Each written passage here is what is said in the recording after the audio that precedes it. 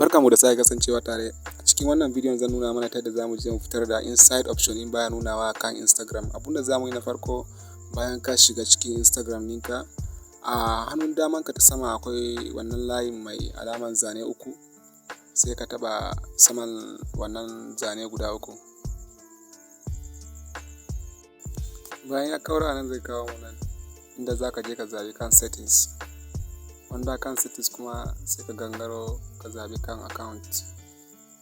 In ya kaura ya kawo ka nan, sannan sai ka gangaro ƙasa ka yi clicking akan switch to professional account. Bayan ya kawo ka nan ne sannan za ka taɓa continue so uku, that is 4 times.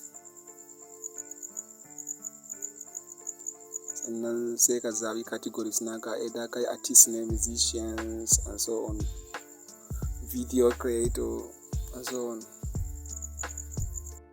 Once ka gama zaɓen categories ɗinka, sannan kuma sai ka danna gan done, sai ka ɗan jira second guda 30 kafin nan ya gama creating.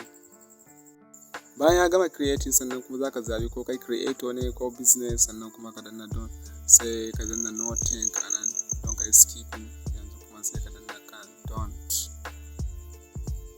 Bayan ka danna done sannan kuma za ka kalla professional dashboard ɗinka ya buɗu, is enable kenan. Domin duba inside option ya buɗu, sai ka danna kan wannan layi uku da yake kwanciya saman hannun dama, sai ka danna get inside.